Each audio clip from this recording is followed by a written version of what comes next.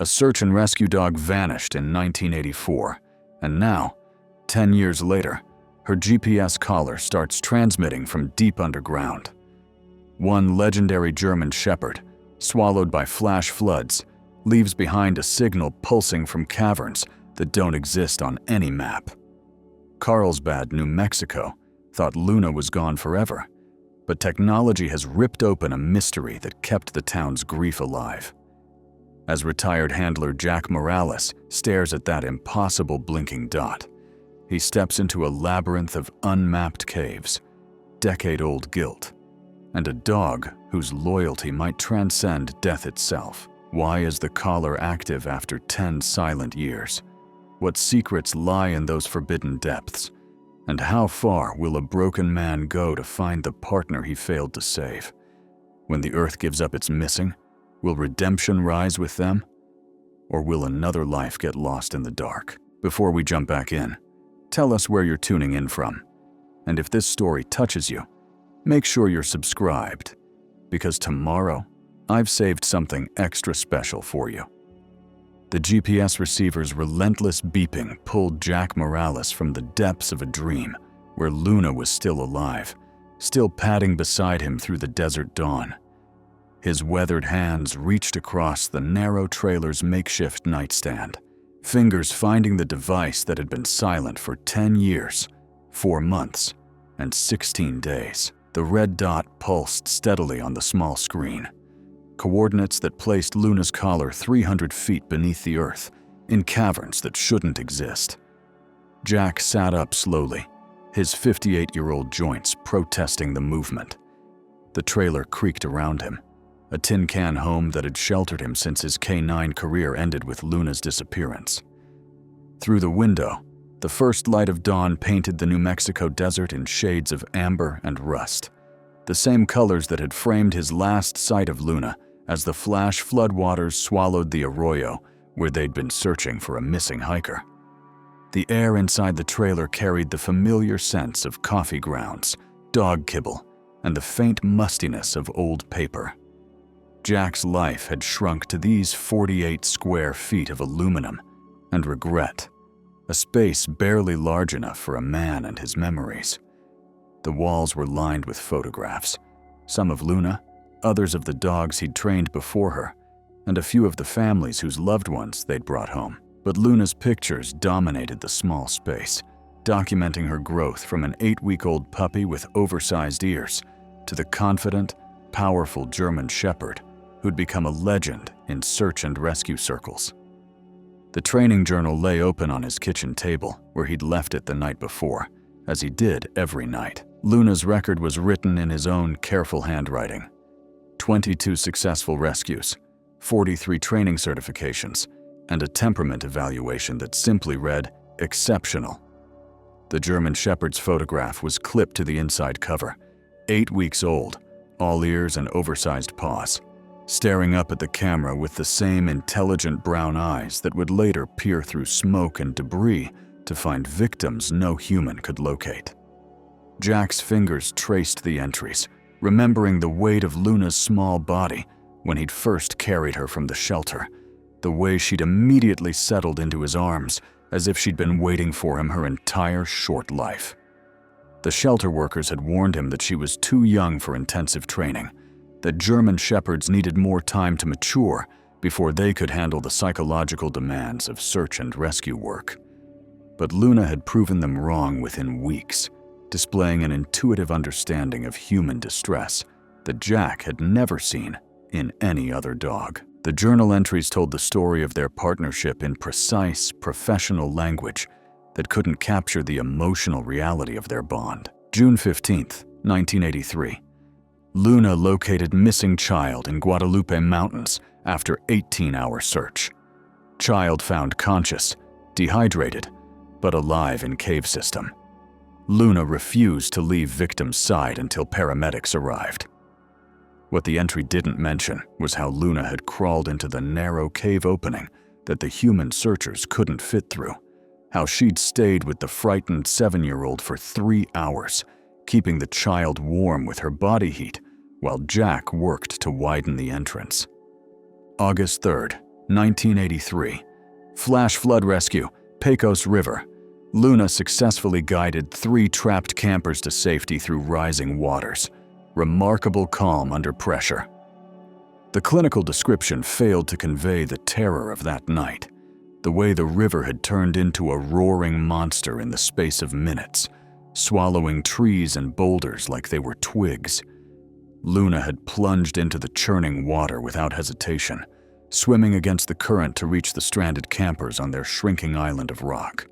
She'd made 3 separate trips, guiding each person to safety by allowing them to grip her harness while she fought the current.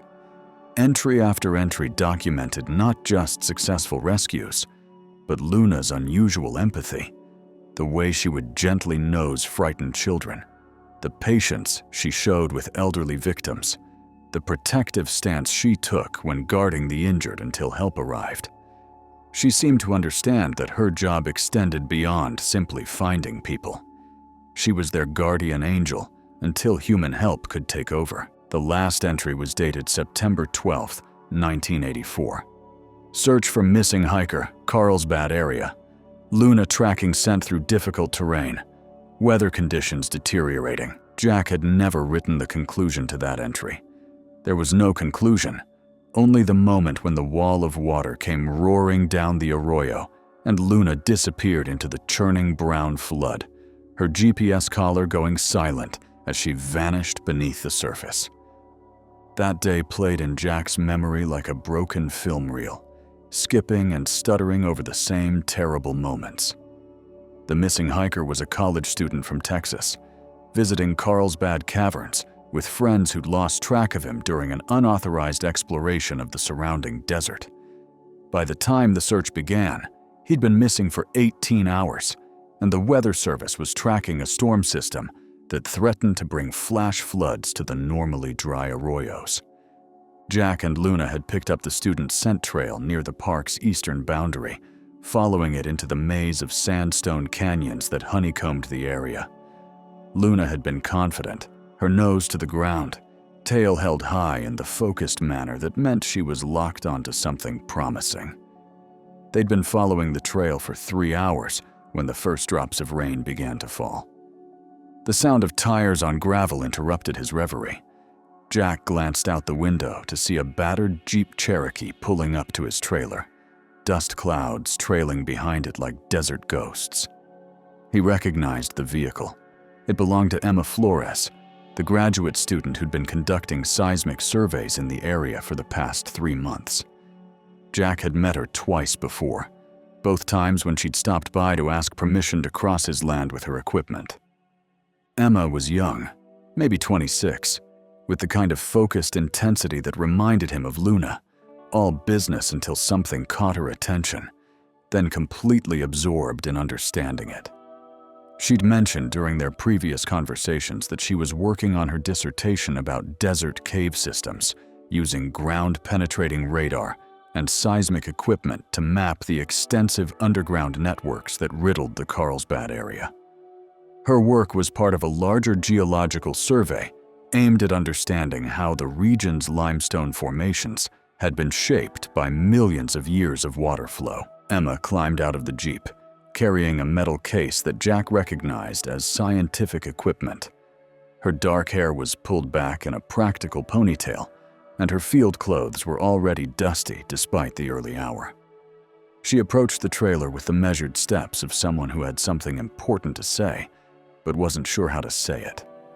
Her expression was serious, almost troubled, and Jack felt a familiar tightness in his chest, the same feeling he'd gotten whenever a search was about to turn from rescue to recovery. "Mr. Morales," she called out, her voice carrying clearly in the desert air. "I need to talk to you about something unusual." Jack opened the trailer door, stepping out onto the small wooden deck he'd built to keep the sand from drifting directly inside. The morning air was cool, but he could already feel the promise of another scorching day building in the cloudless sky. Behind his trailer, 5 aging rescue dogs in various stages of retirement began stirring in their shaded runs. Mutts and purebreds he'd taken in over the years. Dogs whose working days were behind them, but who still deserved dignity in their final chapters. The dogs were his penance and his purpose now. There was Ranger, a bloodhound whose arthritis had ended his tracking career, but whose nose could still detect a treat from 50 yards away.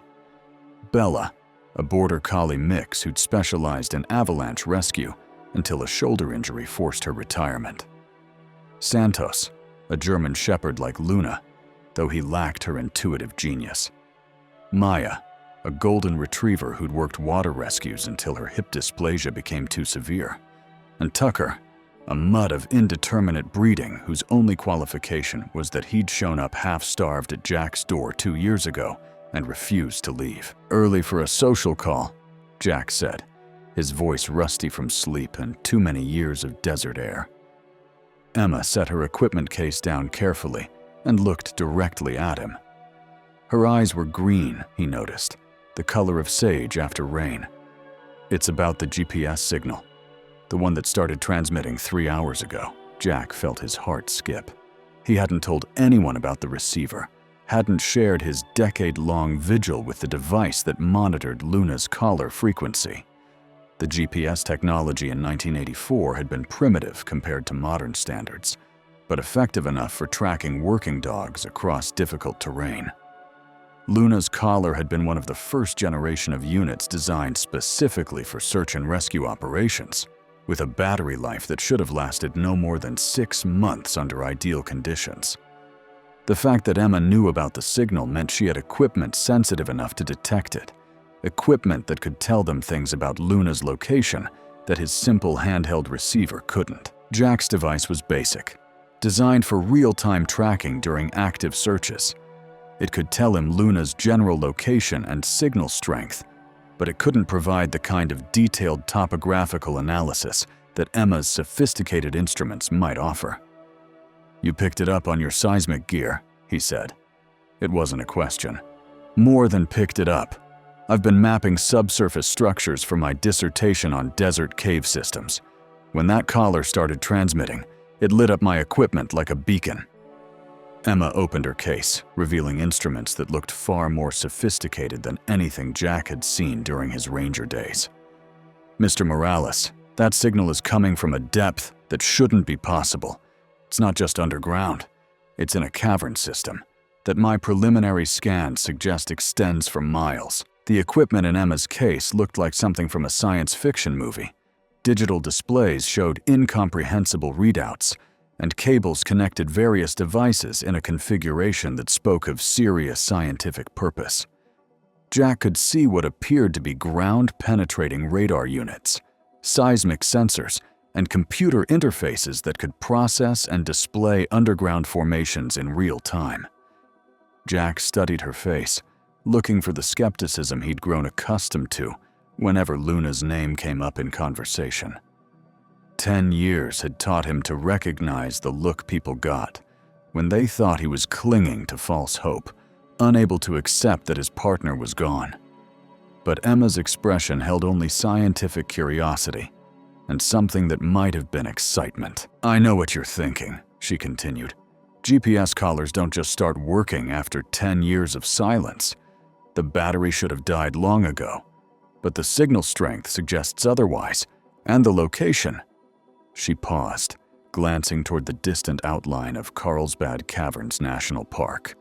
The coordinates place it in an unmapped section of the cave system, somewhere no human has ever been. The morning was warming quickly, and Jack felt sweat beginning to form between his shoulder blades.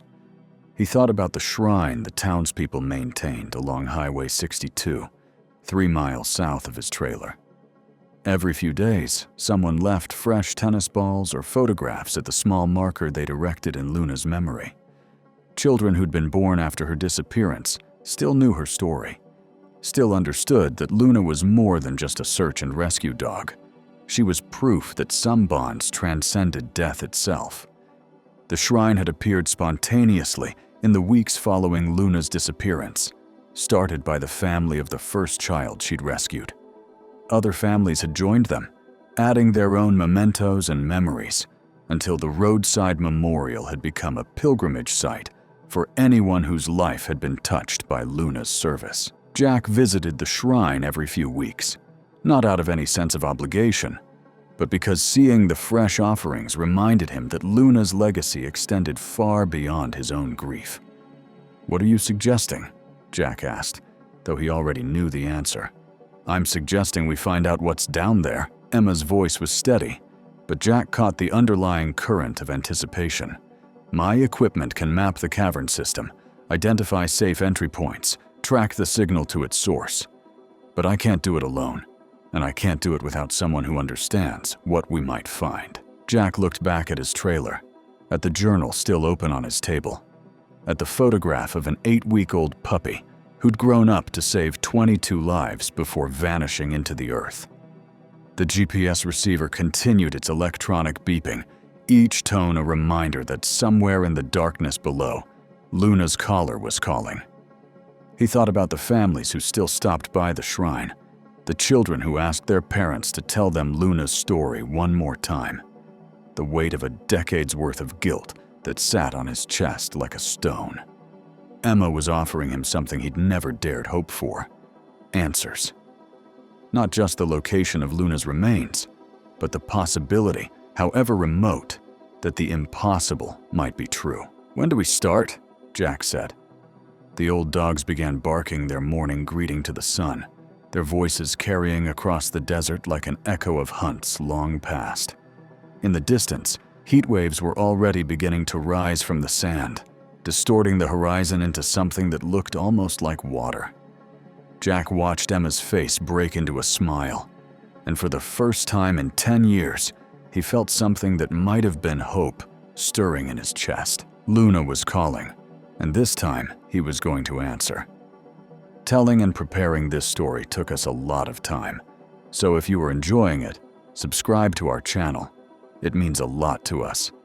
Now, back to the story. The drive to Luna's shrine took 15 minutes across the desert floor, Emma's Jeep bouncing over ruts and scattered stones, while Jack stared at the GPS receiver in his lap.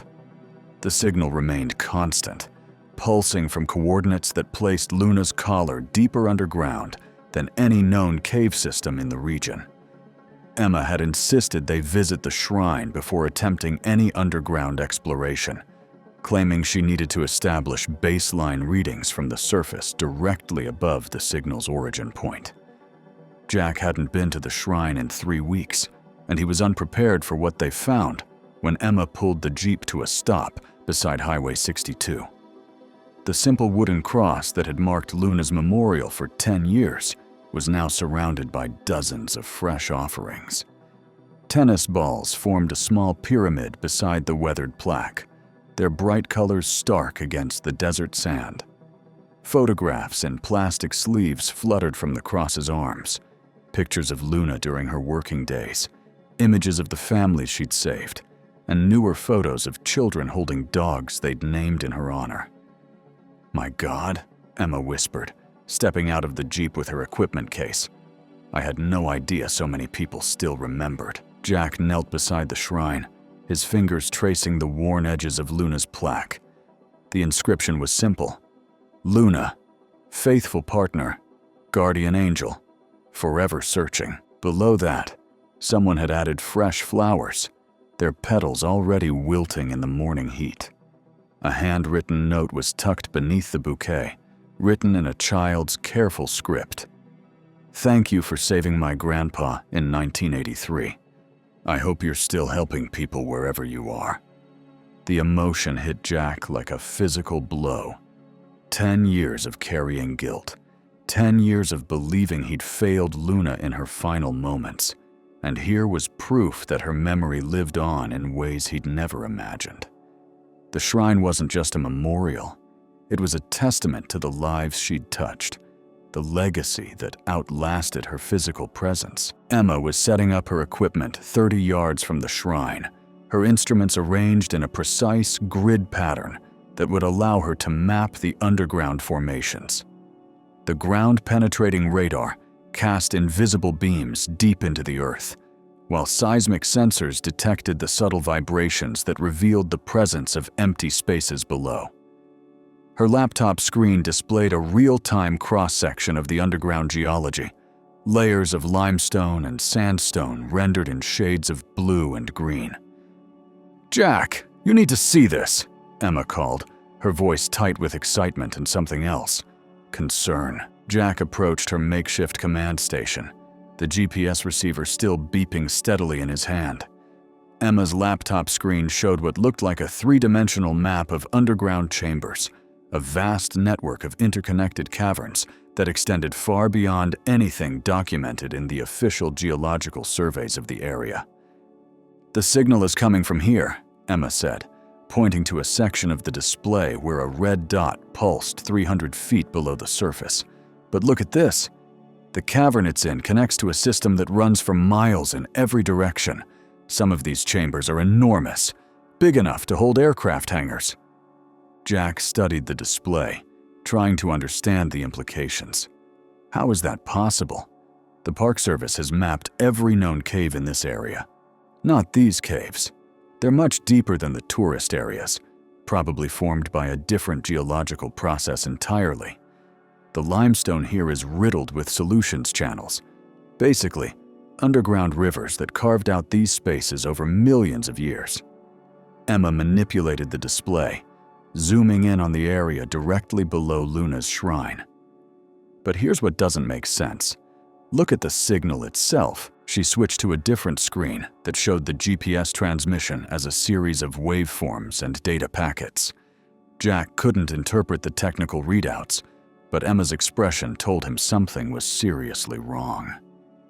"This collar is transmitting more than just location data," Emma said, her fingers flying over the keyboard as she analyzed the signal.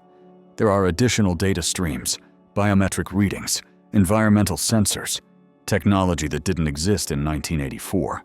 It's like someone took Luna's original collar and retrofitted it with modern equipment." The implication hit Jack like a sledgehammer.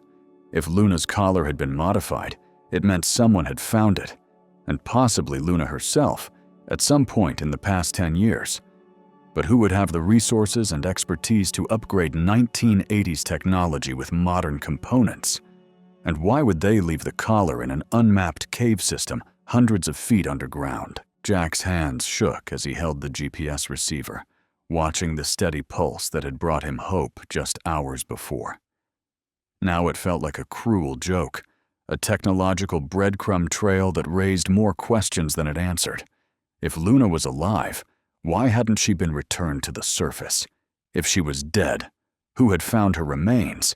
And why had they chosen to upgrade her collar rather than report the discovery? "There's something else," Emma said, pulling up another screen. "The environmental sensors are reading atmospheric conditions that don't match what we'd expect in a sealed cave system. The oxygen levels are higher than they should be, and there's air movement that suggests active ventilation. It's almost like there's a life support system down there." Jack stared at the data, his mind struggling to process the implications. A life support system suggested human habitation, but who would choose to live in unexplored caves hundreds of feet beneath the desert? The isolation would be complete, the access nearly impossible, and the psychological toll of permanent underground existence would be devastating for most people. "We need to get down there," Jack said, his voice hoarse with emotion. "Whatever's happening in those caves, Luna's part of it. She's been down there for 10 years, and I need to know why." Emma saved her data and began packing up her equipment. Getting down there won't be easy.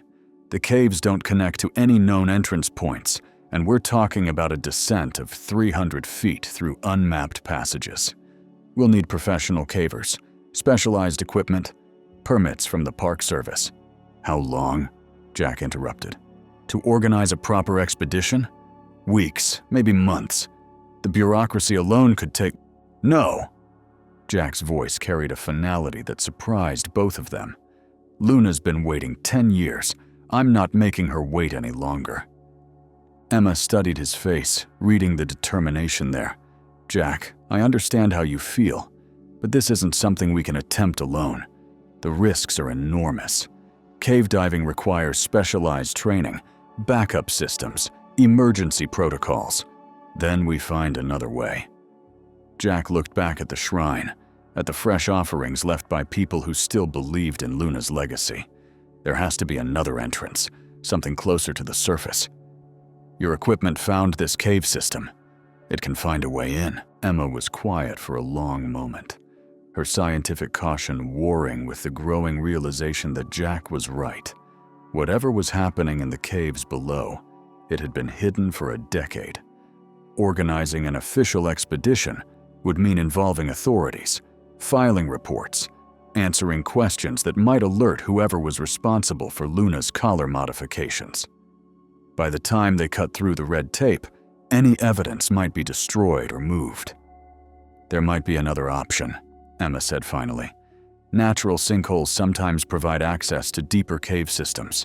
If I expand my survey area, look for surface depressions that might connect to the underground network. How long would that take? A few days, maybe a week. But Jack, even if we find an entrance, we're still talking about serious risks. We'll need climbing gear, communications equipment, emergency supplies, and we'll need help. At least one more person with caving experience. Jack thought about the people in Carlsbad who might be willing to help, who had the skills and equipment necessary for underground exploration. The list was short, limited to a handful of park rangers and local cavers who knew the area's geology. Most of them would insist on following official protocols, which would slow things down and potentially compromise the mission. The GPS receiver beeped insistently in Jack's hand, Luna's signal calling from the depths like a voice from beyond the grave. For 10 years, he'd lived with the weight of failure, the knowledge that he'd lost his partner in her moment of greatest need. Now he had a chance to answer that call, to finally complete the search that had ended in tragedy a decade ago. "Find me an entrance," Jack said, his voice steady despite the emotions churning in his chest. "I'll worry about the rest." Emma nodded, understanding that this moment had transformed from a scientific investigation into something much more personal. Luna's signal wasn't just transmitting from the caves below. It was calling Jack home to face the truth about what had happened on that terrible day in 1984 and what had been hidden in the darkness ever since. The Carlsbad Caverns National Park Administrative Building squatted like a concrete bunker against the desert heat, its windows tinted dark enough to hide whatever bureaucratic machinery operated within. Jack sat in the visitor parking lot, watching Emma disappear through the glass doors with her equipment case and a folder thick with survey data. They'd agreed that Emma would handle the official channels, requesting permission for expanded geological surveys while carefully avoiding any mention of Luna's signal or their planned underground expedition. Jack remained in the truck, partly because his relationship with the Park Service had been strained since Luna's disappearance, but mostly because he knew his emotional investment would show on his face. The last thing they needed was some sharp-eyed administrator picking up on the fact that this was more than academic research. Emma would present herself as a graduate student seeking to expand her dissertation data, nothing more controversial than mapping limestone formations and underground water flow. While he waited, Jack pulled out his phone and scrolled through the contact list he hadn't touched in years. Most of the names belonged to fellow search and rescue personnel, people he'd worked with during Luna's active years. Some had retired, others had moved away, and a few had died in the decade since he'd withdrawn from the community. But one name stood out: Miguel Santos, a local caver who'd assisted with several underground rescues back in the 80s. Miguel answered on the third ring, his voice carrying the careful neutrality of someone who wasn't sure whether to be pleased or concerned about hearing from Jack Morales after so many years. "Jack? Jesus, man, it's been, what, 8 years? 9? Something like that. Miguel, I need to ask you about cave systems around Carlsbad. Specifically, any unmapped areas that might connect to deeper networks." There was a pause, the kind that suggested Miguel was choosing his words carefully. This wouldn't have anything to do with Luna, would it? Because Jack, we've been through this. The search teams covered every accessible cave in the area. If she'd survived the flood and made it underground, we would have found traces. Jack had anticipated this reaction. Miguel had been part of the search effort in 1984, one of the few people willing to explore the dangerous, flooded passages in the days following Luna's disappearance. The official search had lasted 2 weeks before being called off, due to continuing flood conditions and the assumption that Luna's body had been washed downstream into the Pecos River system. "It's not about the old search," Jack said, which was technically true. "I'm working with a geologist who's found some interesting formations. We think there might be extensive cave systems that weren't mapped in the original surveys." "Emma Flores?" "Yeah, I've seen her around. Smart kid, knows her geology. But Jack, if you're thinking about poking around in unmapped caves, you need to be real careful. Some of those formations are unstable, and without proper surveying, you could be walking into a death trap. That's why I'm calling you. We need someone with experience, someone who knows the local geology and can help us do this safely." Another pause, longer this time. Jack could hear voices in the background, the sound of equipment being moved. Miguel worked as a contractor now, installing security systems in the growing number of retirement communities around Carlsbad. It was steady work, safer than cave rescue, and it paid better than the volunteer search and rescue gigs that had consumed their younger years. "Jack, I appreciate that you think I can help, but I'm not the guy I used to be. My knees are shot, my insurance doesn't cover extreme sports, and Maria would kill me if I got myself buried in some undiscovered cave system. Besides, anything worth exploring should go through official channels. The Park Service has protocols for this kind of thing." Jack understood Miguel's caution, but he also heard something else in his friend's voice: curiosity. Miguel had always been drawn to the unknown, the unmapped territories that lay beneath the desert floor. The fact that he was citing practical concerns rather than dismissing the idea outright suggested he was interested despite his reservations. "What if I told you we've found evidence of chambers larger than anything currently mapped? Formations that could rewrite the geological understanding of this entire region. I'd say you need to publish your findings and let the scientific community take it from there.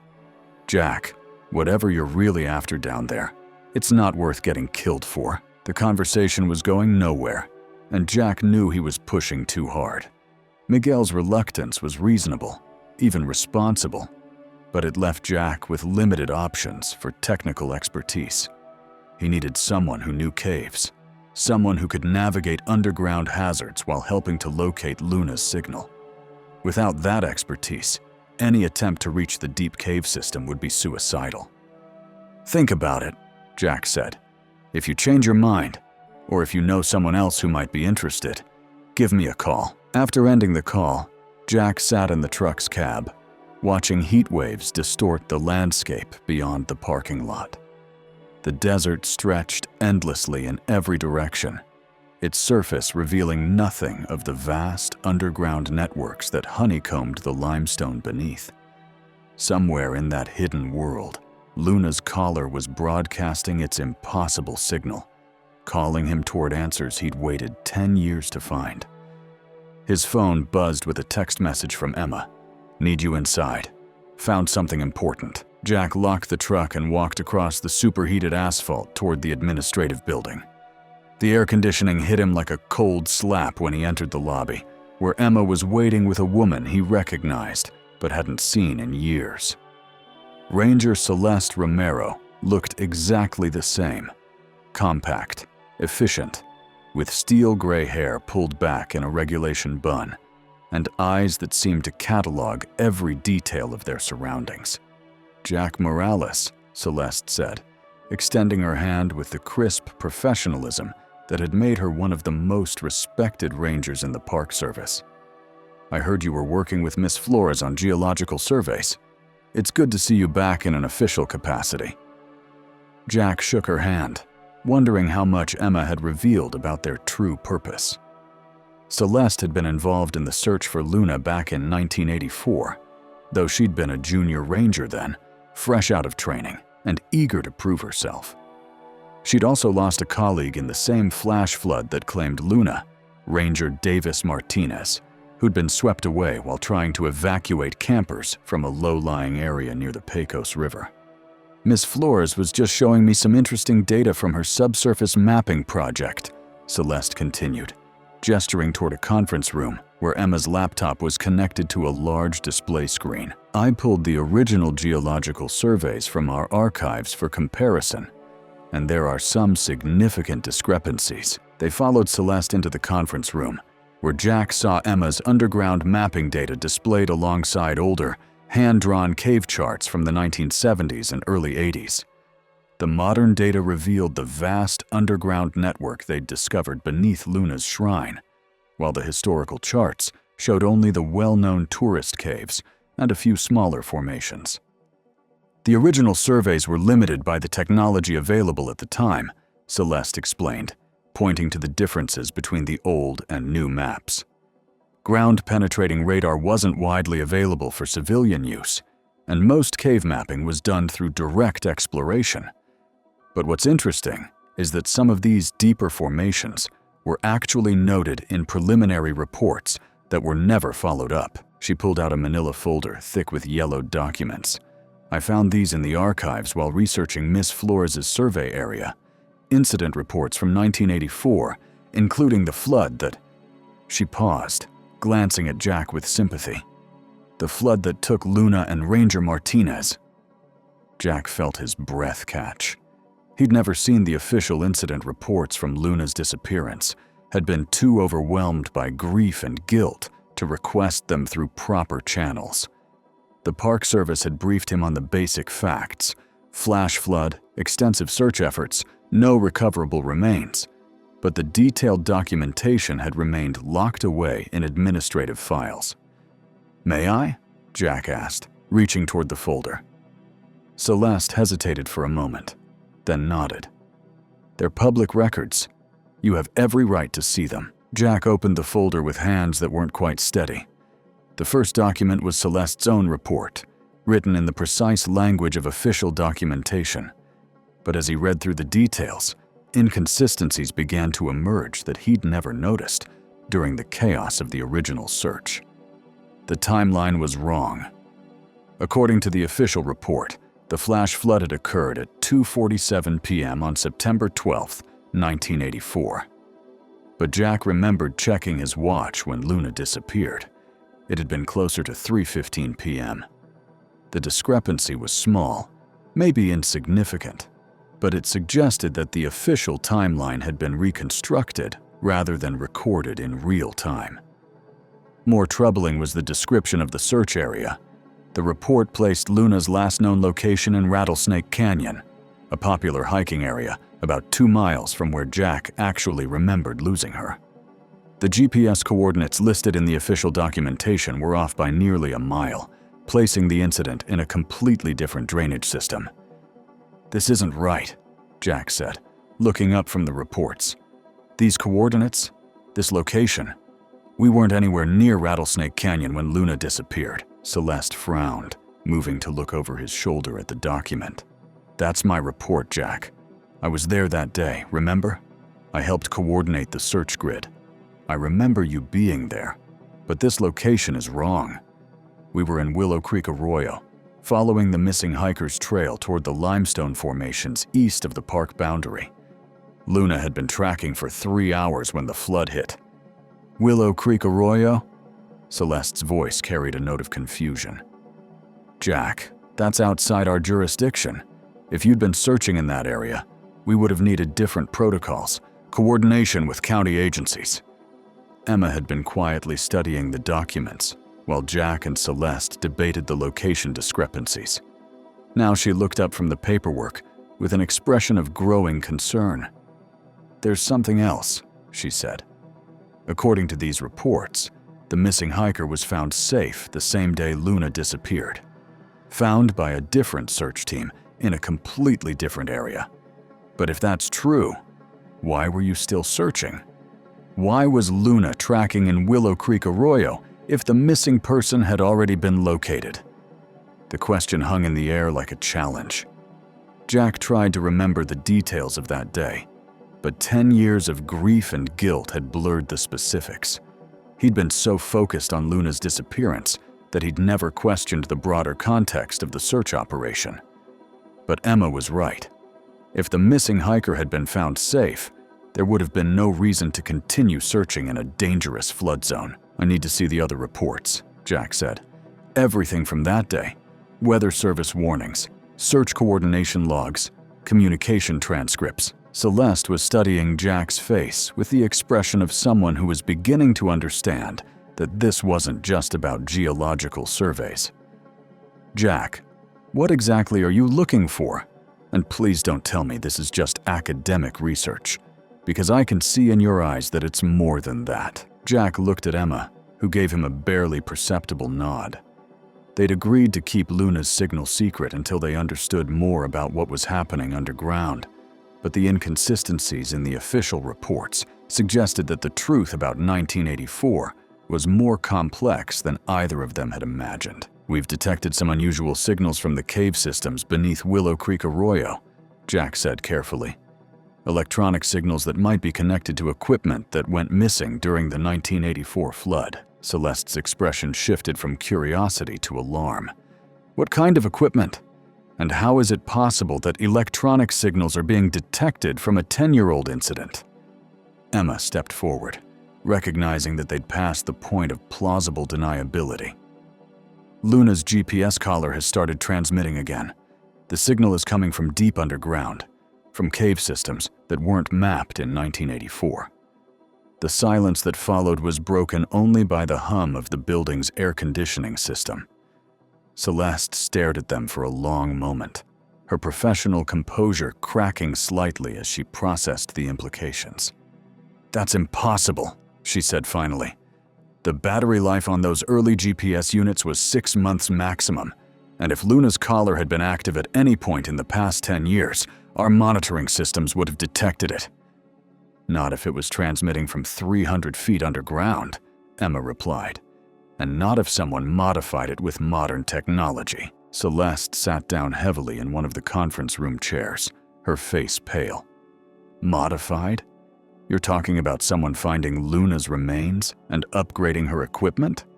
Who would do such a thing? And why?" Jack looked at the incident reports spread across the table, seeing them now not as documentation of a tragic accident, but as potential evidence of something much more complex. The wrong coordinates, the timeline discrepancies, the mysterious continuation of a search after the missing person had been found. All of it suggested that the official story of Luna's disappearance was incomplete at best, deliberately falsified at worst. "That's what we intend to find out," Jack said. "But we're going to need help. Official help. From someone who knows these systems and can authorize what we're planning to do." Celeste studied both of them for a long moment, her ranger training warring with the growing realization that she might have been part of a cover-up without knowing it. Finally, she reached for her radio. "This is Ranger Romero, requesting a private meeting with Chief Ranger Davidson. Priority classification. Immediate response required." As she made the call, Jack felt the last of his illusions about 1984 crumbling away. Luna's disappearance hadn't been a simple tragedy. It had been something else entirely, something important enough to justify falsifying official records and maintaining a 10-year silence. Now, finally, Luna was calling him back to discover the truth. Chief Ranger Davidson's office felt like an interrogation room, all harsh fluorescent lighting and government-issued furniture that had seen better decades.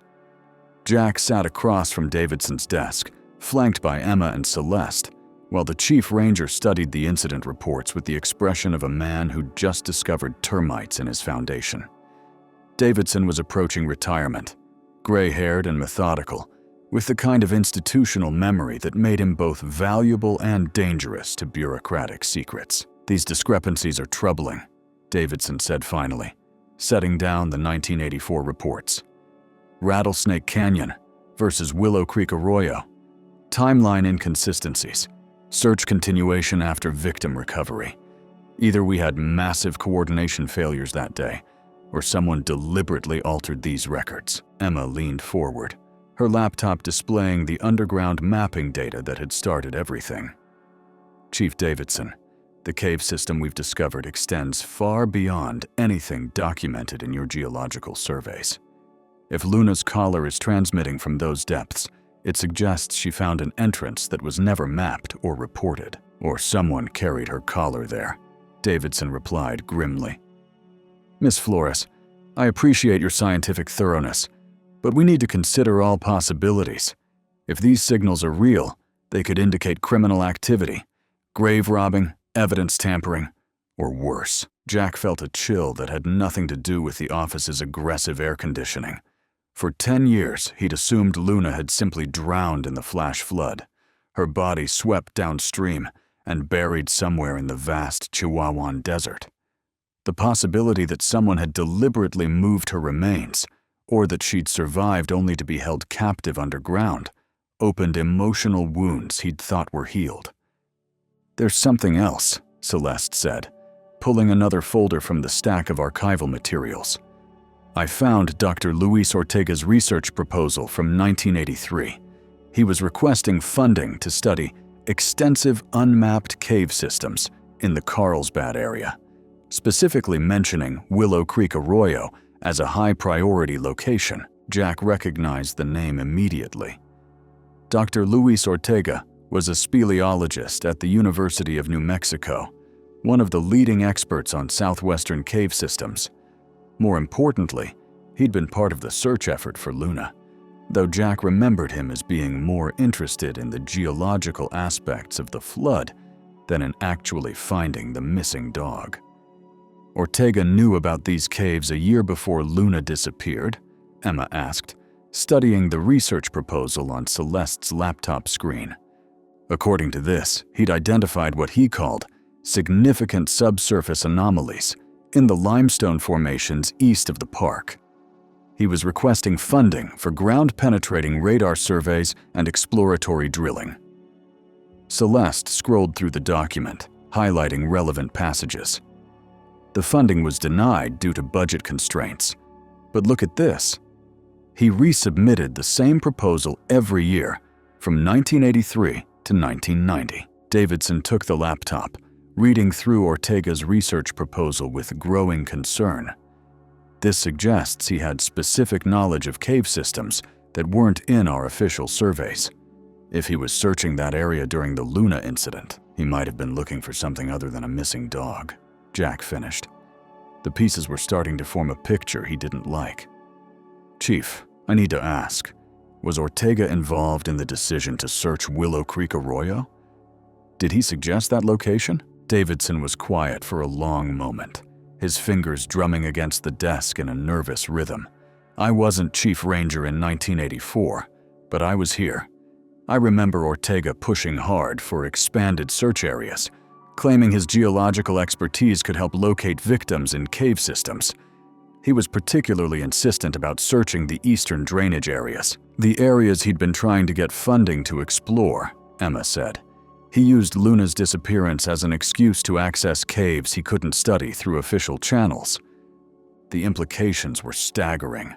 If Ortega had known about the deep cave systems and had maneuvered the search to give him access, it suggested Luna's disappearance might not have been the accident everyone believed. Jack tried to remember his interactions with Ortega during the search, but his memories of that period were fragmented by grief and exhaustion. What he did remember was Ortega's insistence on exploring areas that seemed tangential to the actual search grid. We need to talk to him, Jack said. Ortega might have answers about what really happened to Luna. Dr. Ortega is here, Celeste said quietly. In Carlsbad. He arrived yesterday to consult on Miss Flores' geological surveys. The room fell silent. Emma stared at Celeste with obvious confusion. I never contacted Dr. Ortega. My survey work is independent research for my dissertation. Then how did he know about your work? Davidson asked. University consultants don't just show up randomly to assist graduate students. Emma pulled out her phone, scrolling through her recent calls and messages. I haven't heard from anyone at UNM about bringing in additional expertise, and my advisor would have cleared any consultation through me first. Jack felt the familiar tightness in his chest that had once signaled danger during search operations. Ortega's sudden appearance, coinciding with Luna's signal activation and their investigation into the 1984 discrepancies, suggested they were no longer operating in secret. Someone was watching their activities, anticipating their moves. "Where is Ortega staying?" Jack asked. "The Desert Rose Motel on Canal Street," Celeste replied. "He checked in yesterday afternoon, about 3 hours after you and Miss Flores visited Luna's shrine. The timing was too precise to be coincidental." Jack and Emma had discovered Luna's signal at dawn, visited the shrine by mid-morning, and Ortega had arrived in Carlsbad that same afternoon. Either he had surveillance on their activities, or he had his own monitoring system that detected Luna's color transmission. "Chief Davidson, I need to request official support for an underground expedition," Jack said. "Whatever's happening in those caves, it's connected to Luna's disappearance, and possibly to criminal activity. We need proper equipment, backup personnel, and legal authority to investigate." Davidson leaned back in his chair, weighing the request against the bureaucratic complications it would create. "Jack, what you're describing would require federal involvement, possibly FBI consultation if we're talking about evidence tampering or worse. The paperwork alone would take weeks, and if word gets out that we're investigating decade-old case files, the media attention could be overwhelming. And if we wait weeks for official authorization, any evidence down there could be destroyed or moved," Emma countered. "Dr. Ortega obviously knows about our investigation. If he's involved in whatever happened to Luna, time is not on our side." Jack studied Davidson's face, reading the conflict between professional caution and growing concern about the cover-up implications. The Chief Ranger was 3 years from retirement, close enough to be protective of his legacy, but experienced enough to recognize when something was seriously wrong. "There might be a middle ground," Davidson said finally. "What if Dr. Ortega contacted us officially, requesting permission to join your geological survey? That would give us an excuse to monitor his activities while providing cover for a more extensive underground investigation." "You're suggesting we invite him to participate?" Emma asked. "If he's involved in whatever happened to Luna, that could be dangerous. It could also be our best chance to get answers," Jack replied. He was thinking like a search and rescue operative again, weighing risks against potential outcomes. If Ortega knows about the caves, he might lead us directly to whatever's down there. And if he's innocent, his expertise could be valuable. Celeste was studying the research proposals on her laptop screen, cross-referencing dates and locations with the incident reports from 1984. "There's another possibility we haven't considered. What if Ortega found Luna after the flood? What if he's been keeping her alive in those caves for 10 years? The suggestion hung in the air like a physical presence. Jack had allowed himself to hope that Luna might somehow have survived, but the logistics of keeping a dog alive in underground caves for a decade seemed impossible. Unless Ortega had established some kind of research facility down there, complete with life support systems and veterinary care. "The environmental readings from Luna's collar," Emma said suddenly. "Elevated oxygen levels, active air circulation, temperature control. Those readings suggest an artificial environment, not natural caves." Jack's heart was racing now, hope and fear battling for dominance in his chest. If Luna was alive, if she'd been captive for 10 years in some kind of underground laboratory, the implications were both wonderful and horrifying. What kind of research would justify such extreme isolation? And what condition would Luna be in after a decade of captivity? Davidson's radio crackled with an incoming message. "Chief Davidson, this is Gate Security. We have a doctor, Luis Ortega here, requesting a meeting about geological surveys. Says it's urgent." The four of them looked at each other, the synchronicity too perfect to be anything but orchestrated. Ortega wasn't just aware of their investigation. He was actively responding to it. arriving at the park administration building within hours of their discovery of the falsified records. "Send him to conference room B," Davidson replied, "and patch me through to regional headquarters. I want backup documentation on anything involving Dr. Ortega and the 1984 search operations." As they prepared to confront the man who might hold the key to Luna's 10-year mystery, Jack found himself remembering the weight of Luna's head against his leg during their quiet moments between searches. The absolute trust in her eyes when she looked to him for direction. If she was alive, if she'd been waiting all these years for him to find her, he wasn't going to let bureaucratic caution or professional fear stop him from bringing her home. "Whatever we learn from Ortega," Jack said, "I'm going down into those caves. With or without official permission, with or without backup. Luna saved 22 lives during her career. I owe her at least one rescue attempt." Emma reached over and squeezed his hand. "You won't be going alone." Celeste nodded her agreement. "Neither will you," Davidson sighed, recognizing that he was looking at 3 people who were going to pursue this investigation, regardless of official policy. "All right, let's see what Dr. Ortega has to say. But I want recording equipment running, and I want backup personnel standing by. If this turns into something criminal, I want everything documented." The sound of footsteps in the hallway announced Ortega's arrival. Jack straightened in his chair, preparing to finally confront the man who might have answers to the questions that had haunted him for 10 years. Luna's signal continued its steady beeping from the GPS receiver in his pocket, calling from the depths like a voice from beyond the grave. But maybe, just maybe, it wasn't a voice from beyond anything. Maybe it was just Luna, still waiting for her partner to complete the search they'd started together on a terrible day in 1984. The conference room door opened, and Dr. Luis Ortega stepped inside, older and grayer than Jack remembered, but with the same intense eyes that had always seemed to be looking for something just beyond the visible horizon. He was carrying a briefcase and a laptop case, prepared for a presentation that none of them had requested. "Mr. Morales," Ortega said, extending his hand with a smile that didn't reach his eyes. "I was hoping we'd have a chance to talk again. I believe you found something that belongs to me." Jack didn't take the offered hand. "What belongs to you, Dr. Ortega?" "Why, Luna, of course. I've been taking care of her for you." The conference room felt like it was shrinking around them. Dr. Luis Ortega stood in the doorway with his briefcase and laptop, his admission hanging in the air like smoke from a house fire. Jack's world tilted on its axis as the implications of Ortega's words crashed over him.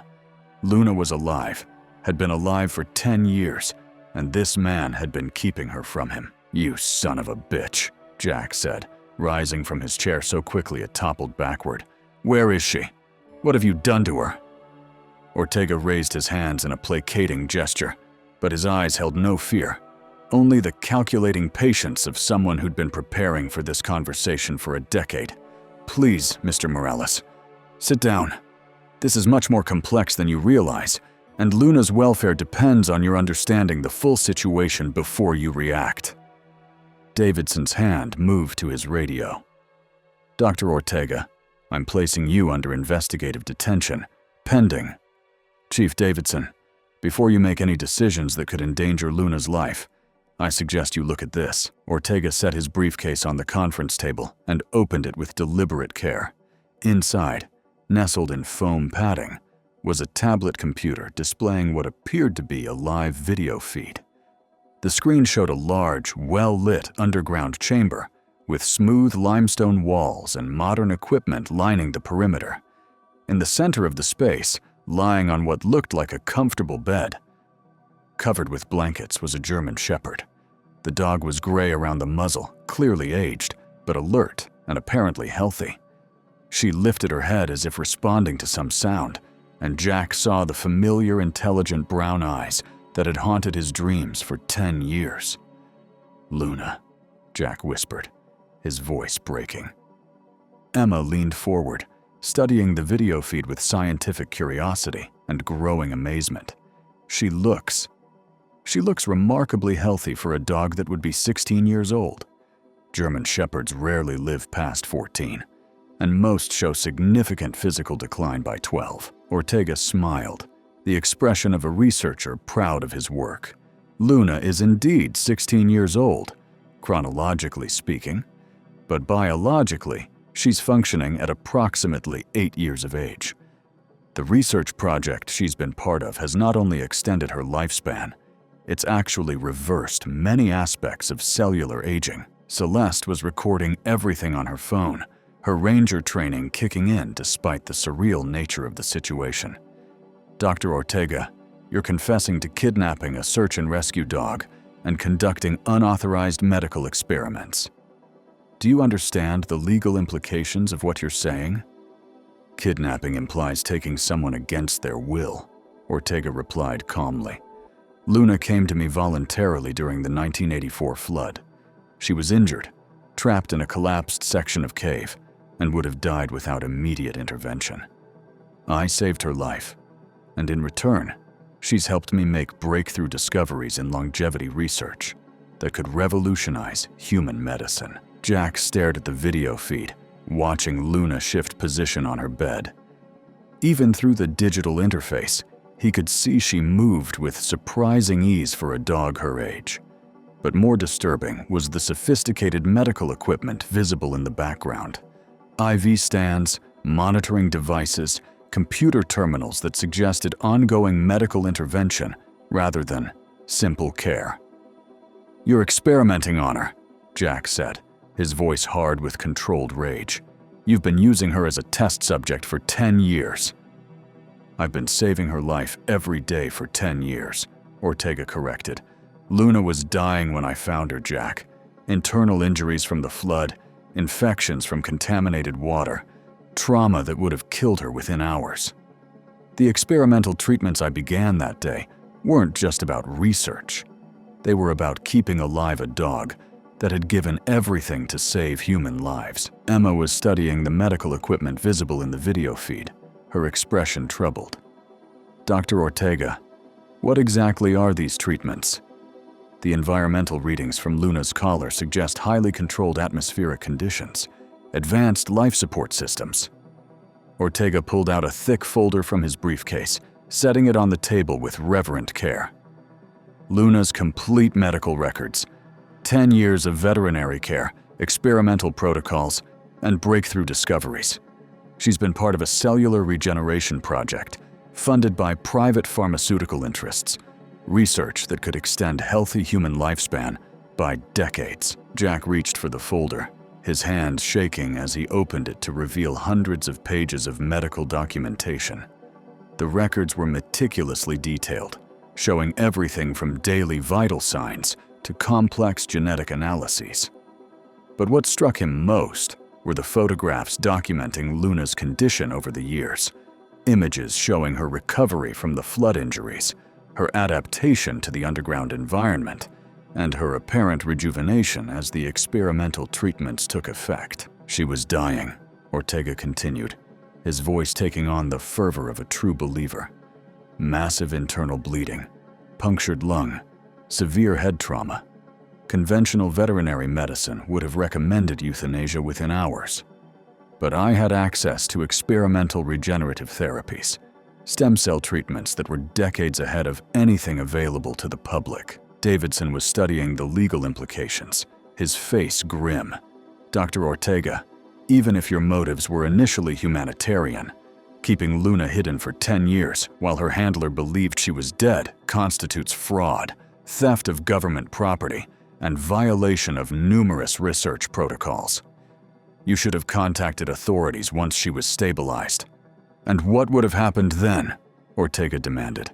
"Luna would have been returned to active duty despite her injuries, or retired to a life of declining health and early death.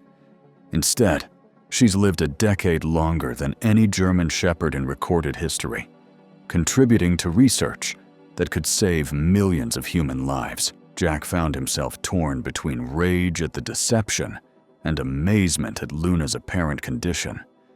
The medical records showed that she hadn't just survived, She'd thrived in ways that defied everything he knew about canine aging and physiology.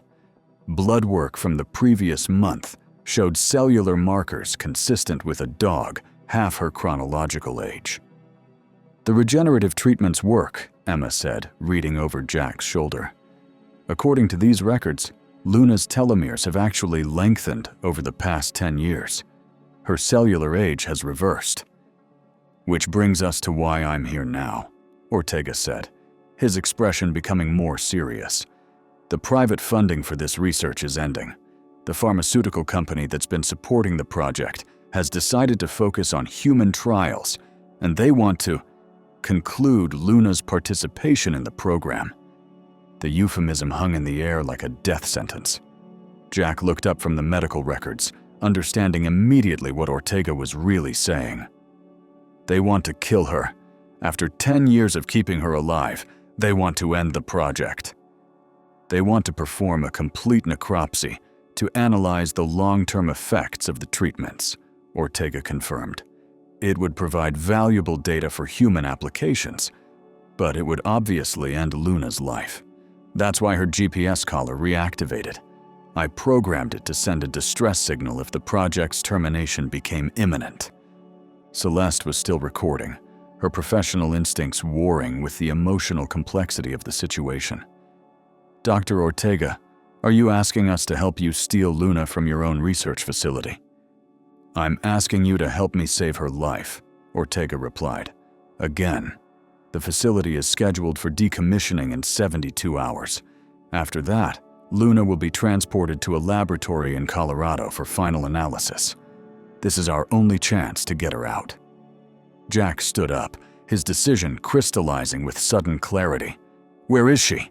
How do we get to the facility?" Emma grabbed his arm. "Jack, this could be a trap.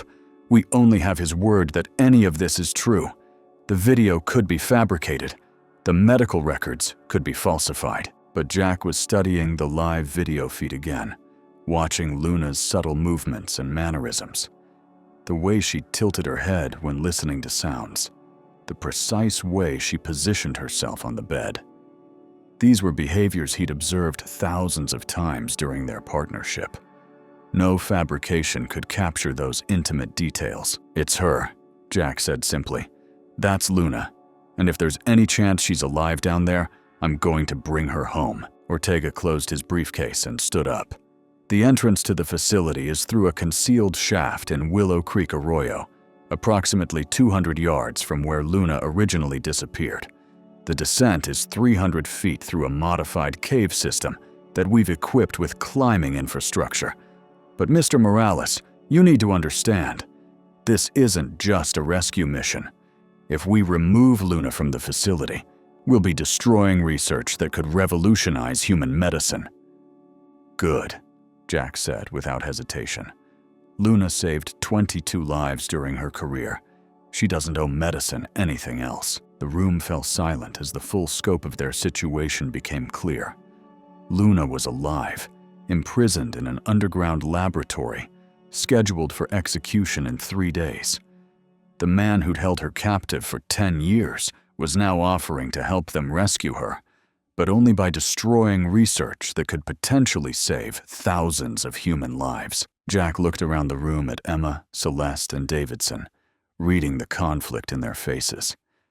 Then he looked back at the video feed, at Luna resting peacefully in her underground prison, unaware that her freedom, and possibly her life, hung in the balance of a decision being made, 300 feet above her head. 72 hours, Jack said.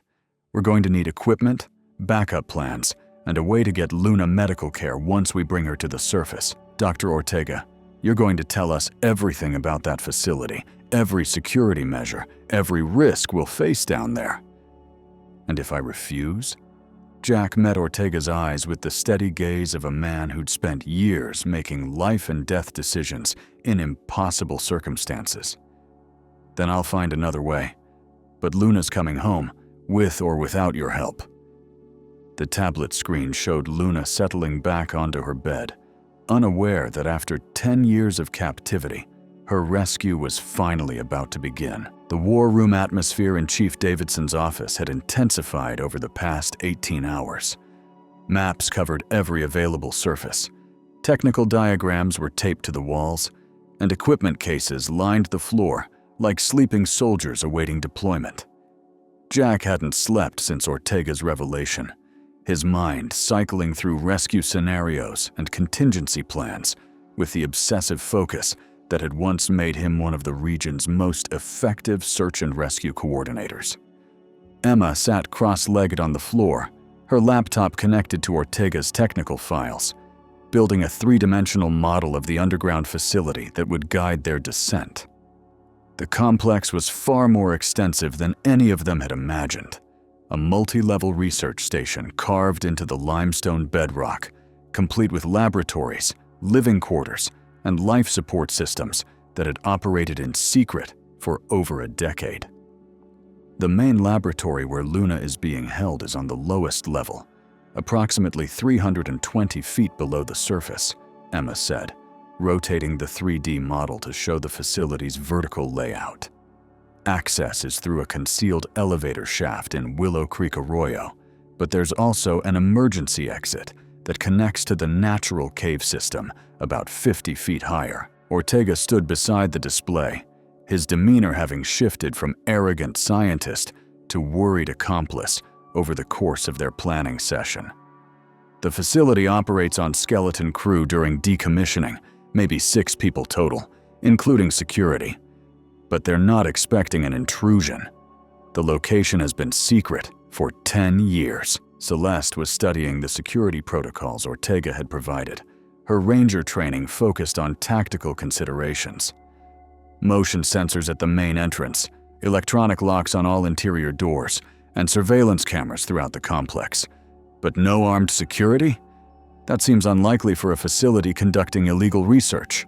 The research isn't illegal, Ortega corrected. It's privately funded, conducted in international waters, legally speaking, with proper pharmaceutical oversight. The location is classified, but the work itself is legitimate medical research. Jack looked up from the climbing equipment he'd been organizing. It's illegal to keep a government-trained search and rescue dog without reporting her status. It's illegal to falsify federal incident reports. And it's definitely illegal to conduct medical experiments without informed consent, even on animals. The moral complexity of their mission had become a constant undercurrent in their planning. Luna was undeniably better off physically than she would have been after 10 years of normal aging, but she'd been held captive, isolated from human companionship except for clinical interactions with research staff. The question of whether Ortega had saved or enslaved her remained unresolved, and might remain so even after they brought her to the surface. Davidson entered the office carrying coffee and a folder thick with legal documentation. I've been in contact with federal authorities about jurisdiction and liability issues. The good news is that we can justify an investigation based on the falsified 1984 reports. The bad news is that any evidence we collect during an unauthorized facility intrusion would be inadmissible in court. I don't care about court admissibility, Jack said. I care about getting Luna out of there before they kill her. Jack, I understand your priorities, but we need to think about the bigger picture. If this research is as significant as Dr. Ortega claims, shutting it down could have consequences beyond Luna's welfare. Davidson set his coffee down and opened the legal folder. I've been researching the pharmaceutical company funding this project. Phoenix Biotechnologies has connections to military medical research, emergency trauma treatment, even space medicine applications. The longevity research could save thousands of lives. Emma stopped working on her computer model and looked around the room. Are we seriously debating whether to sacrifice Luna for the greater good? Because that's exactly the kind of utilitarian thinking that got her trapped down there in the first place. No one's talking about sacrifice, Davidson replied. But we need to consider whether there's a way to secure Luna's freedom without destroying valuable research. Maybe we can negotiate with Phoenix Biotechnologies, find a compromise that They've had 10 years to find a compromise, Jack interrupted. They've had 10 years to contact me, to let me know Luna was alive, to include me in decisions about her care. Instead, they let me believe she was dead, while they used her as a laboratory animal. The time for negotiation is over. Ortega was studying the facility blueprints with obvious reluctance. There is something I haven't told you. Something that makes this rescue more complicated than just getting Luna to the surface. The room fell silent. Jack felt the familiar tightness in his chest that preceded bad news during search operations. The experimental treatments Luna has received aren't just life-extending. They're life-dependent. Her cellular regeneration requires ongoing medical support. Without the specialized equipment in the facility, her enhanced longevity could reverse rapidly. She might age 10 years in a matter of weeks. Emma stared at Ortega with growing horror. You're saying she's addicted to the treatments? That removing her from the facility could kill her? I'm saying the treatments have fundamentally altered her physiology. Her cells have been reprogrammed to expect certain chemical inputs, specific environmental conditions. The facility provides all of that automatically, but replicating those conditions on the surface would require resources we don't have. Jack felt the walls of the office pressing in around him. For 18 hours, he'd been planning Luna's rescue, with the assumption that getting her out was the hard part. Now he was learning that keeping her alive after the rescue might be impossible. How long? Jack asked. If we bring her to the surface without the specialized equipment, how long does she have? Ortega consulted his medical files with the expression of a doctor delivering a terminal diagnosis. Based on cellular degradation models, probably 6 to 8 weeks before critical system failures begin. Maybe less if she experiences stress-induced complications. Celeste was taking notes on everything. Her ranger instincts focused on documenting evidence of the research program's ethics violations. Dr. Ortega, are you telling us that Luna can't survive outside your facility? That she's essentially been turned into a permanent prisoner by your treatments? I'm telling you that medical science sometimes requires difficult choices. Luna was dying in 1984. The treatment saved her life and gave her 10 healthy years she never would have had.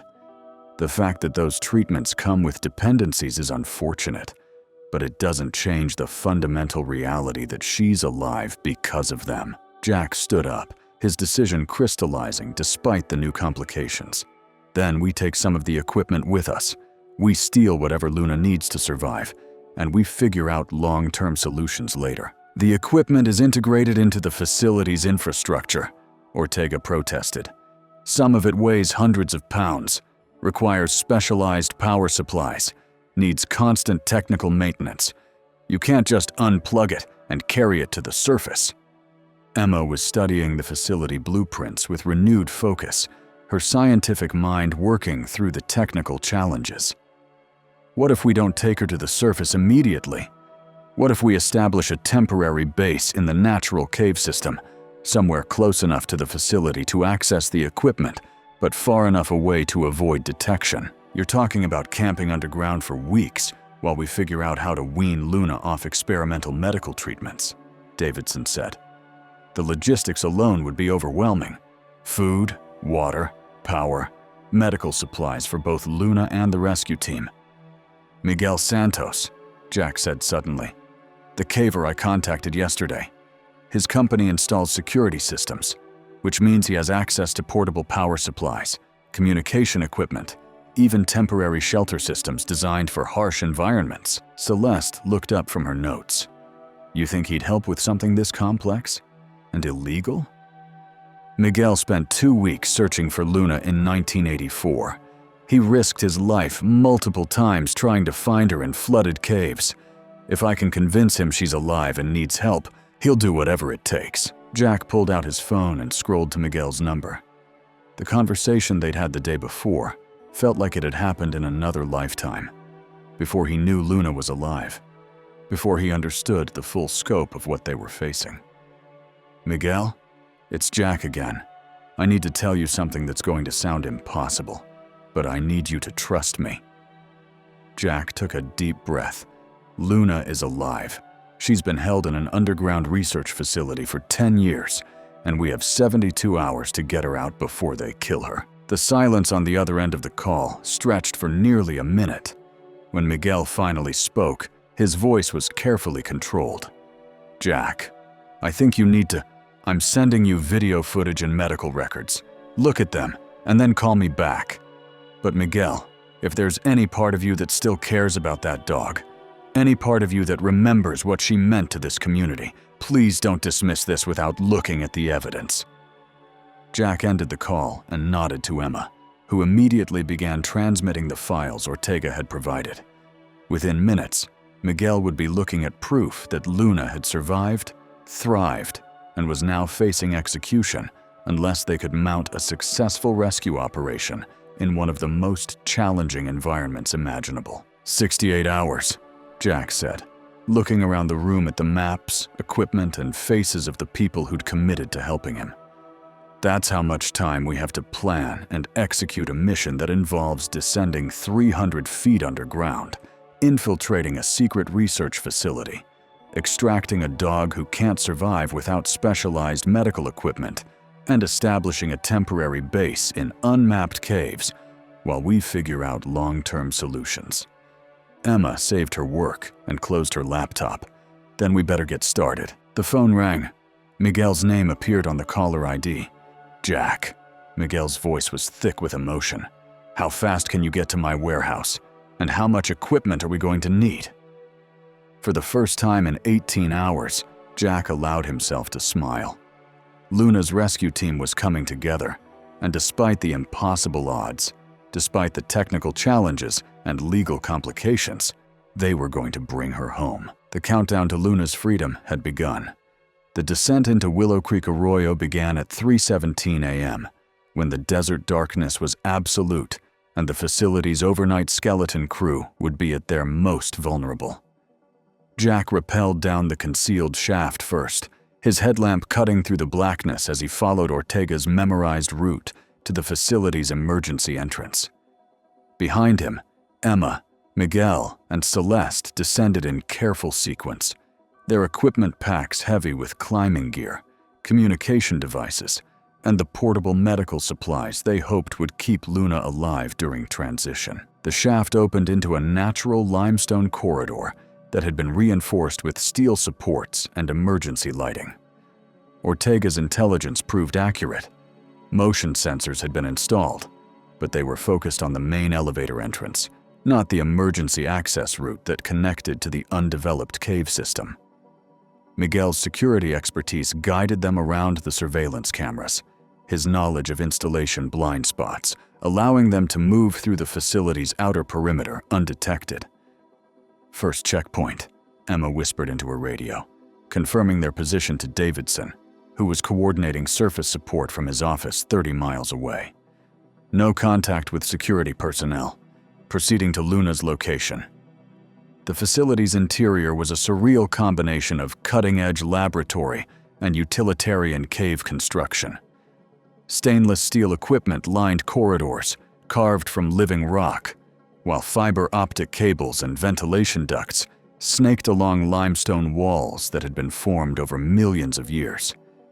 The air smelled of antiseptic and recycled atmosphere, with an underlying mustiness that spoke of deep underground spaces. Jack's heart rate accelerated as they approached the laboratory level. Through the reinforced glass windows of the main research lab, he could see Luna sleeping on her specially designed bed, surrounded by the medical equipment that had kept her alive for 10 years. Even at this distance, even through the barrier of glass and a decade of separation, he recognized every detail of her posture, every familiar angle of her graying muzzle. Miguel was working on the electronic lock that secured the laboratory door, his equipment interfacing with the facility's security system through methods Jack didn't want to understand. 30 seconds, Miguel whispered. "Once this door opens, we'll have maybe 10 minutes before someone notices the breach." Celeste was monitoring the facility's communication frequencies, listening for any indication that their presence had been detected. The overnight staff appeared to be conducting routine maintenance on other levels, Their radio chatter focused on equipment calibrations and shift schedules rather than security concerns. "Doors open," Miguel announced, stepping aside as the laboratory's heavy portal swung inward. Jack entered the lab first, his emotions threatening to overwhelm his tactical training as he approached Luna's bed. She was awake now, her intelligent brown eyes tracking his movement with the alert curiosity that had made her such an effective search and rescue dog. But there was something else in her expression. Recognition that transcended 10 years of separation, an understanding that her long wait was finally ending. "Hey, girl," Jack whispered, extending his hand for Luna to smell.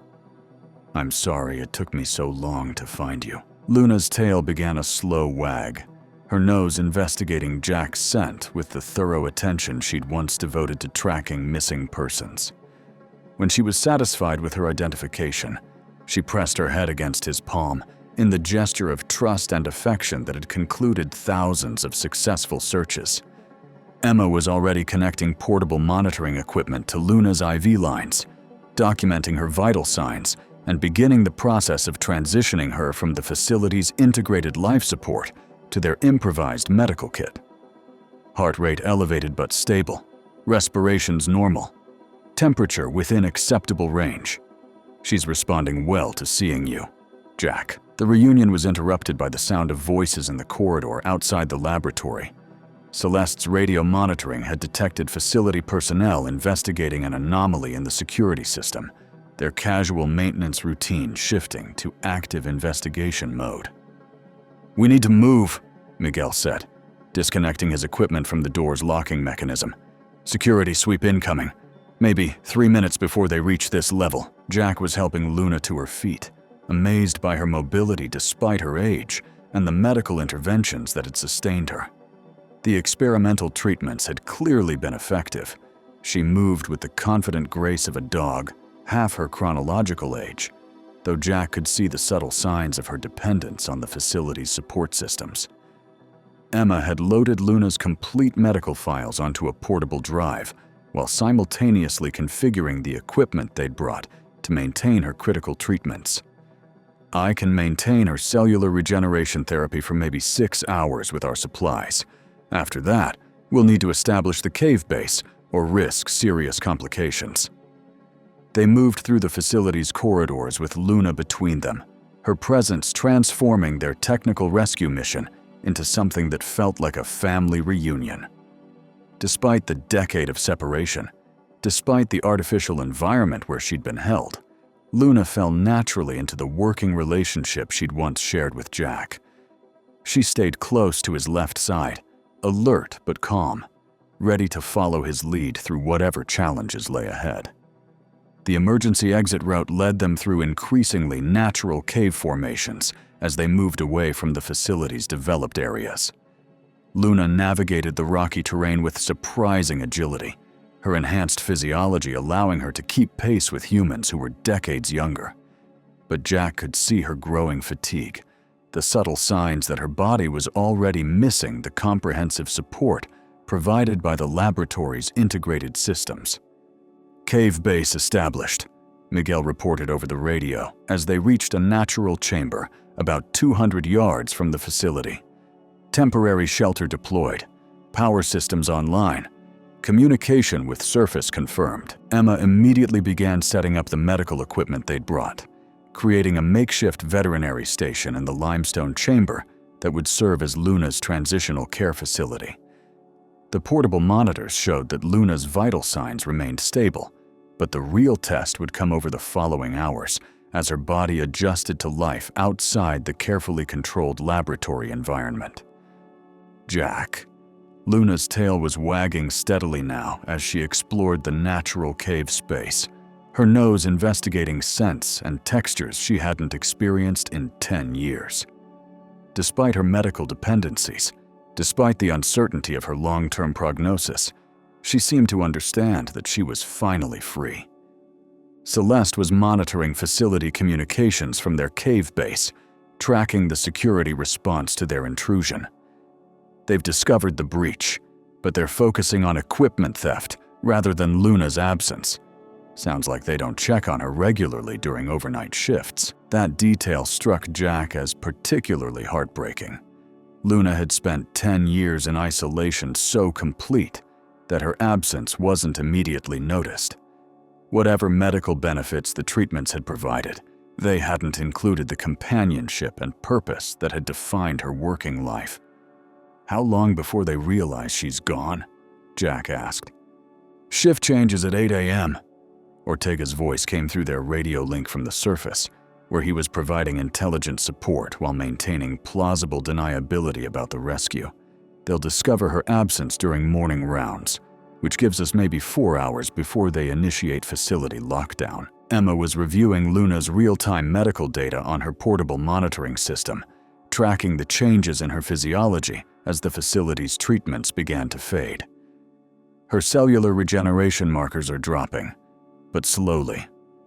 The transition is proceeding better than expected. Miguel had established communication links with the surface team and was coordinating the logistics of Luna's eventual extraction from the cave system. Surface team reports media activity in Carlsbad. Word is getting out about Luna's disappearance, probably leaked by someone at Phoenix Biotechnologies. The external pressure was building, but Jack found himself focused entirely on Luna's immediate welfare.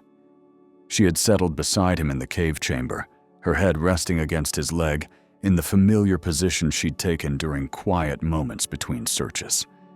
The decade of separation seemed to collapse in that simple gesture of trust and companionship. "Whatever happens next," Jack said, stroking Luna's graying fur, "whatever complications arise from the treatments or the legal battles or the media attention, this moment is enough. She's free, she's alive, and she knows she's not alone anymore." Emma's monitoring equipment chimed softly, indicating changes in Luna's vital signs that suggested her body was successfully adapting to life outside the facility. The readings weren't perfect, and long-term challenges remained, but the immediate crisis was passing. "She's going to make it," Emma said, her voice filled with scientific amazement and personal joy. "The treatments may have created dependencies, but they've also given her a resilience that's allowing her to survive this transition.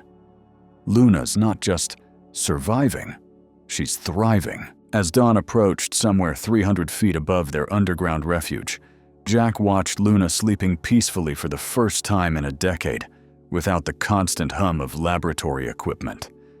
Her breathing was steady, her vital signs stable, and her spirit, the essential quality that had made her a legendary search and rescue dog, was clearly intact.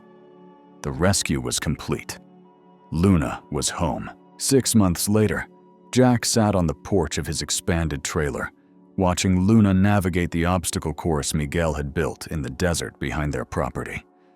The aging German Shepherd moved with careful precision through the jumps and tunnels, her enhanced physiology allowing her to perform exercises that would challenge dogs half her age. Emma's ongoing medical monitoring had confirmed what they'd all hoped.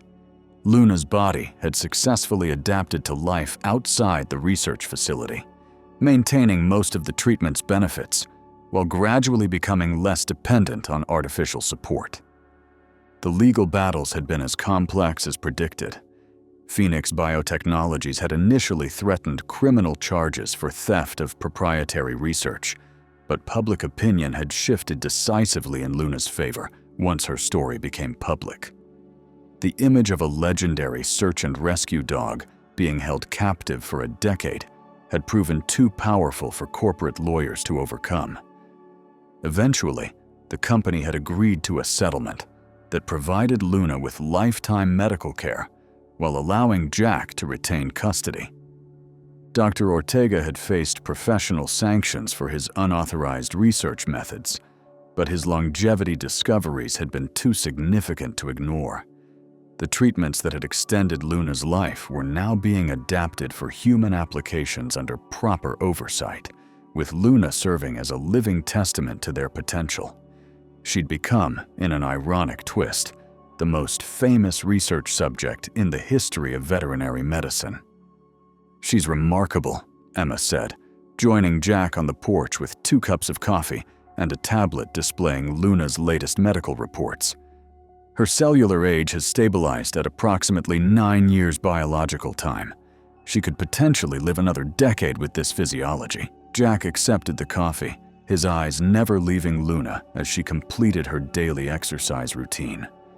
The simple joy of watching her move freely through the desert landscape had never diminished, even after months of sharing their mornings this way. Every day felt like a gift, a second chance he'd never expected to receive. The shrine along Highway 62 had been expanded into a proper memorial park, complete with a visitor center that told Luna's complete story, both her original career saving 22 lives and her inadvertent contribution to medical research that could save thousands more. Children still left tennis balls at her monument, but now they could also meet the living legend who had inspired the memorial. Luna completed her obstacle course and trotted over to the porch, settling beside Jack's chair with the contented sigh of a dog who had found her place in the world again. Her collar no longer transmitted GPS coordinates. That technology had been replaced with a simple tag bearing her name and Jack's contact information. No more tracking, no more monitoring, just the companionship of a partner who had waited 10 years to come home. The desert stretched endlessly around them, painted gold by the setting sun. Somewhere beneath the limestone foundations of their small world, the abandoned research facility stood empty, its secrets exposed and its purpose fulfilled. Luna's GPS signal no longer called from the depths, but her presence beside him was signal enough that some bonds truly do transcend time, distance, and even death itself. Jack reached down to scratch behind Luna's ears, feeling the warm weight of her head against his hand. After 10 years of searching, the rescue was finally complete. Luna was home, and she was staying. The search was over. The partnership had begun again. Up next, we have 2 more incredible stories that are waiting for you. Just click the image you want to watch, and it will take you there. If you enjoyed this video, make sure to subscribe. It would mean a lot.